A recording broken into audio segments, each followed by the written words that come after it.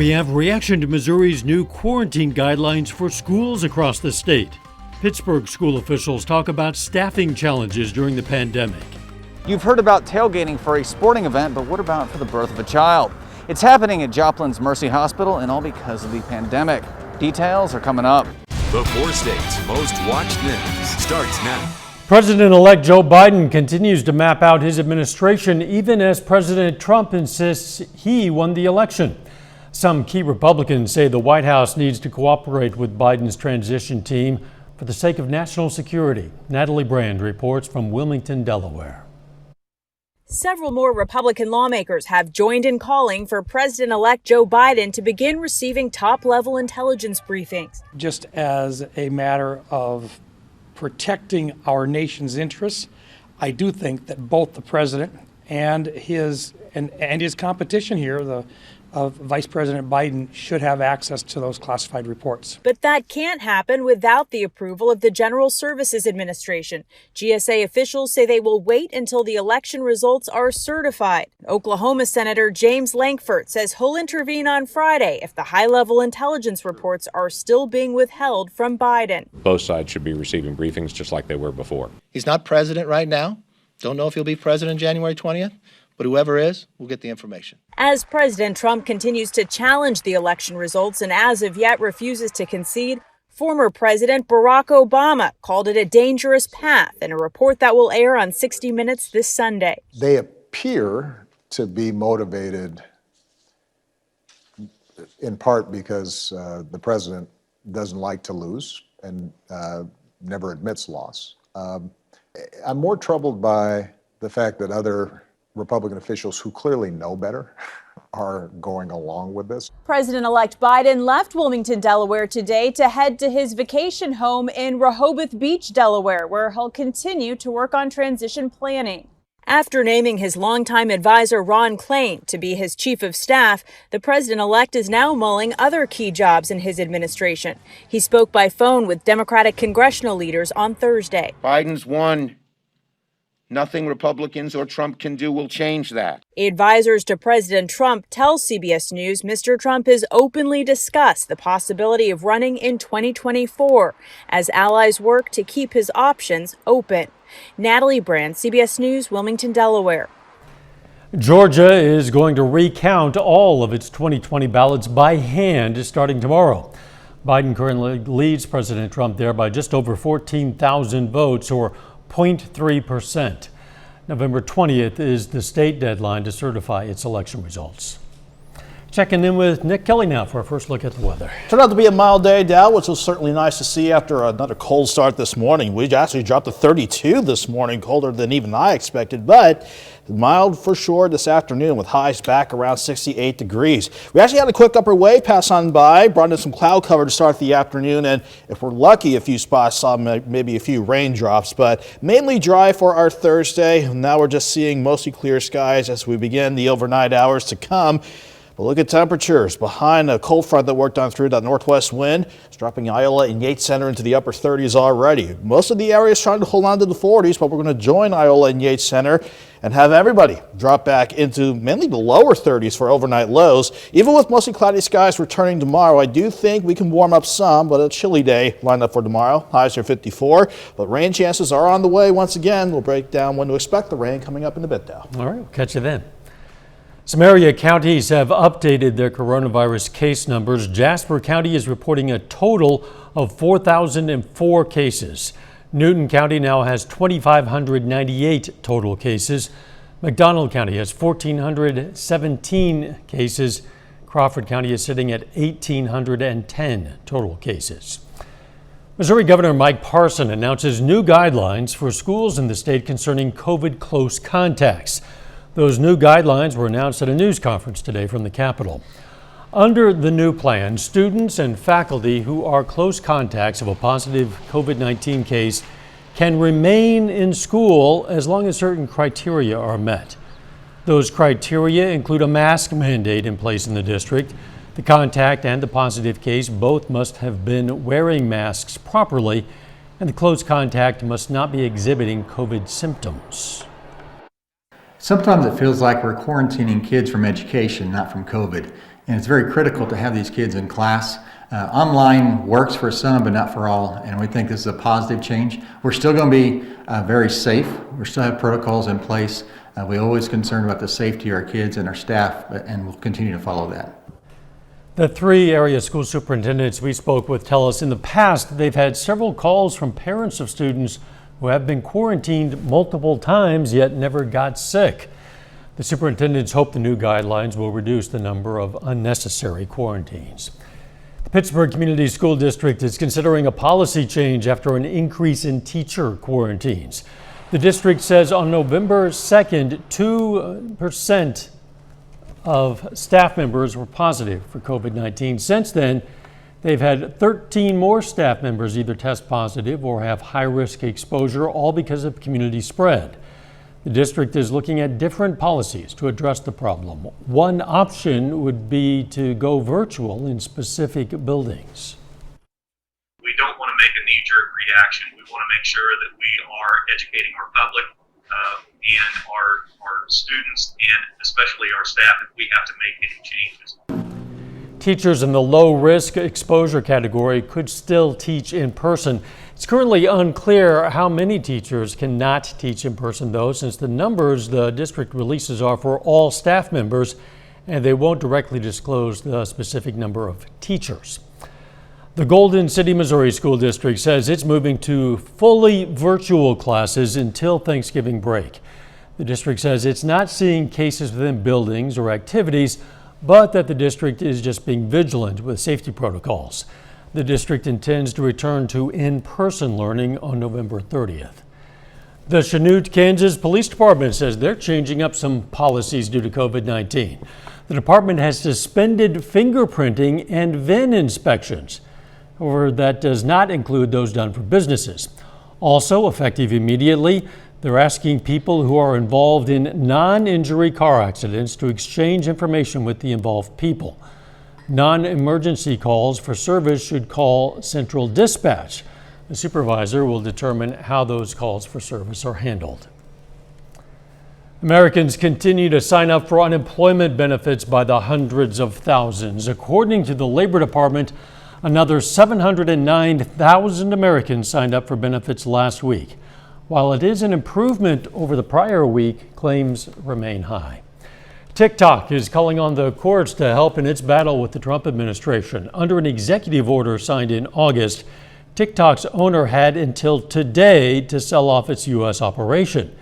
And this week, TikTok said it's received no clarity from the U.S. government about whether proposals made in September have been accepted.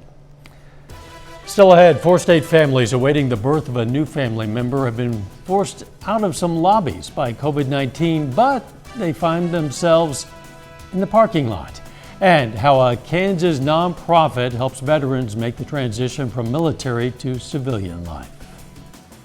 The pandemic means more safety precautions, and that's especially true at local hospitals. But that didn't stop a Joplin family from getting together at Joplin's Mercy Hospital and celebrating the birth of a child in a unique way. KOAM's Mike Mahoney checked out the celebration. Pandemic restrictions at Mercy Hospital mean no crowded gatherings for special occasions, and that can be tough when a baby is due. We've unfortunately had to restrict our visitors to labor and delivery, which has been, it's very trying for our grandparents. But Monica Onstadt was determined to be there for her sister's big day. And with Mercy's blessing, she decided to throw a tailgate party in celebration of her new nephew. I kind of sent it to my family as a joke, not really thinking we would follow through on it at first. And then everyone seemed to like the idea. And while this tailgate party didn't feature beer and brats, it did feature a very happy new aunt and some ecstatic brand new grandparents. In fact, KOAM was even there to catch their reaction when the baby was born. He's here! We're so excited! Very excited. Celebrating a child's birth may traditionally be a family affair, but hospital staff says this unique family gathering was responsible for a lot of afternoon smiles at Mercy. With all the stress of COVID and the sadness that goes on, this has been a really bright part to everyone's day today. In Joplin, Mike Mahoney, KOAM News. Mercy Hospital says the families of any of their guests can tailgate in the hospital parking lot. They also say they'll soon designate a special tailgating section with signage for future celebrations. City of Pittsburgh hosted an open house tonight for people to look over plans for the East Quincy Street project. The project includes reconstruction of East Quincy Street from Joplin Street to Rouse Street into a 3-lane road. Everyone's very enthusiastic about the project. Right now has what we call a rural cross section, meaning it's open ditches, train carry away into the stormwater. But you know, Kansas isn't the most up and down state around there. We have a number of flat areas. City officials would like the project to begin in 2022 with completion in fall of 2023. Yesterday, of course, was Veterans Day. Today, we're learning about a Kansas nonprofit that helps make the transition from military to civilian life and puts the stresses of combat or service behind them. Carolyn Long has that story.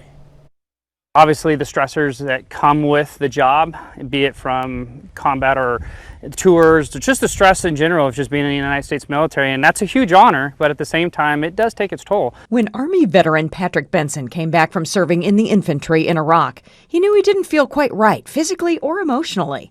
The only place he found relief was on the farm, when he focused on these beautiful 1,000-pound, non-judgmental animals. They teach you to, like I always say, to feel again, and I can't lie to them. They sense, they can sense your anxiety, your stress. Benson knew he just had to share this gift, so he started a nonprofit called War Horses for Veterans. What we're doing is just, it's just a blessing, to be honest with you. Since 2015, Benson has flown in combat vets and small groups from all parts of the country to spend a week with the ranchers, horses, and most importantly, fellow vets here on this beautiful, secluded farm in Stillwell, Kansas. Going from that world into the civilian life, it is not easy. There's no cost to the veteran. Transportation, hotel, meals, all provided. It's through this time with others who truly get it, and the work with the horses that allows them to open up, trust, communicate, and just be present. I'll be honest with you, there's a lot of times that majority of them haven't been present for a long time. There's been Vietnam veterans that said they haven't been this clear in 50 years. Benson's favorite part? Watching as these veterans, many with no previous experience with a horse or ranch life, just breathe. You'll watch people literally just go, and then that horse will go from slow, and they'll soften, and they'll mirror what you're doing. Of course, the pandemic put a wrench on their fundraising plans, and the plans to fly in veterans is planned in 2020. But Benson says the need is greater than ever, so the charity is determined to continue and is offering their help right now to veterans in the metro and have started to help local first responders, too. We're in more demand now than ever. It's great. Again, that was Carolyn Long reporting. A little bit later on KOAM News at 10, after COVID-19 canceled their regular season matchup, the Carthage Tigers and the Webb City Cardinals are finally set to face off. But first, I'm tracking chilly air and rain chances wanting to stop by as we get the weekend going. We'll break that down up next.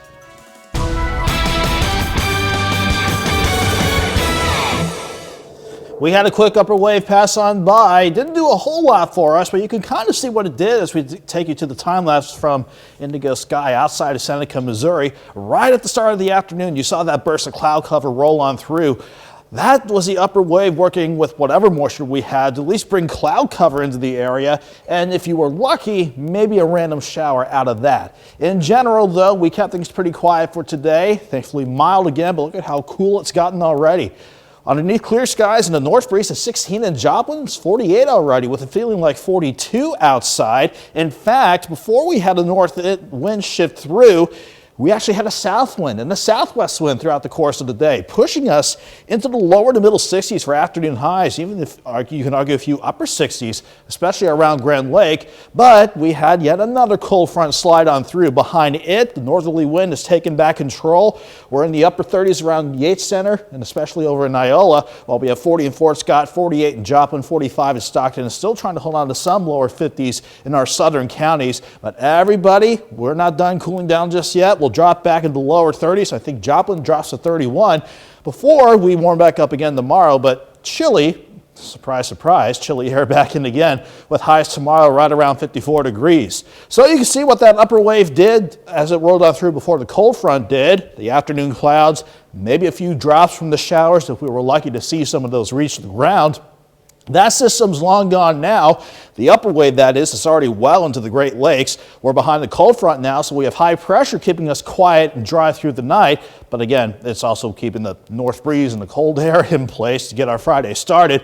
We go back upstairs to see what's headed our way. We've got not one, but two upper lows that want to bring rain chances in as we head into the weekend, with the first upper low to bring in the rain chances coming out of southwestern California, especially as we go into Friday night.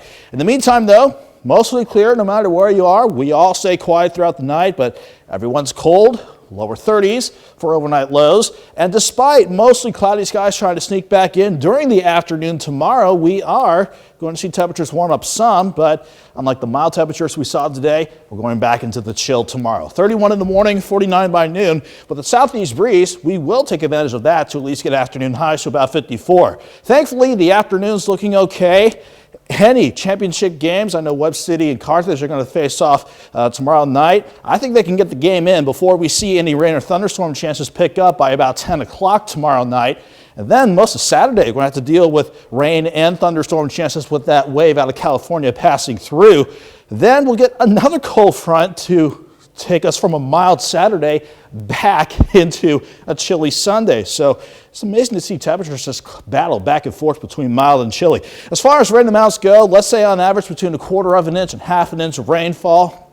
And then we'll be dry for early next week and even going into the middle of next week. So as far as temperatures go, let's go 54 tomorrow, mid-60s Saturday, mid-50s Sunday, back in the lower 60s on Monday, and we could be pushing back near 70 by Thursday now. It'd be nice to see 70 again before this year gives way to winter, I guess. Absolutely. Thanks, Nick. Frontenac Raiders had a rough start to the year, but now they're bouncing back. They're playing for a spot in the state Final Four. We're going to have their story next.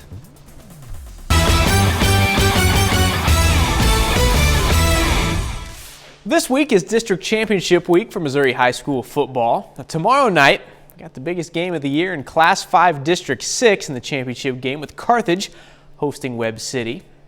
These are the top two teams in the state in Class 5. Carthage is number 1 with a 9-0 record. Webb City is a 2 at 9-1, and they're both defending state champions. Now, being in the same district this fall, somebody's district championship streak is going to end tomorrow night. Heading into Friday, Carthage has won 6 straight district titles, while Webb City is aiming for their 21st straight. One of those things you know, one of your main goals when you go into the season, you want to have the opportunity to play for a district title. That's, you know, so we're at that point, and you know, this is where you want to be playing your best football. We've played in this game for the last 6 years. This will be 7 in a row, so kids are used to it. We got a new opponent, but everything else the same. The Frontenac Raiders play in the 3A state quarterfinals tomorrow night against Holton. While they're one of the few local teams still playing, this season has not always been smooth for the Raiders. Sports reporter Andy Cioteco has details. Frontenac's high expectations entering this season were met with injuries and COVID-19 setbacks, resulting in a 1-3 start to the year. We lost Griffin Saturday right before the kickoff at Columbus, and it kind of threw everybody for a loop, and I don't think we handled that very well the first game. That, and we had some kids get quarantined throughout the year, which is always tough, and every team's dealt with that. Now, the Raiders are looking healthy and playing some of their best football, winning 5 out of their last 6 games. For week 11, we're as good as we can be. We're pretty lucky to have almost everybody here. When we played Girard, we really came together, had a well game. And then after that, Galena, I mean, it's just that this role we've started, we feel really confident. Frontenac is averaging 22.3 points a night. But defensively, the Raiders held their opponents to just 7 or less the last 3 contests. Coach Palumbo's always done a tremendous job with our defense, and when our defense plays well, Frontenac's going to play well. We're always big on defense, and defense wins championships, so we try to build our defense up as much as we can. After the slow start, the Raiders now have a shot to make it to the Final Four for the first time since 2017, against an 8-1 Holton squad on Friday. I think they're a great team, but I think we're better. I think we can beat them 100%.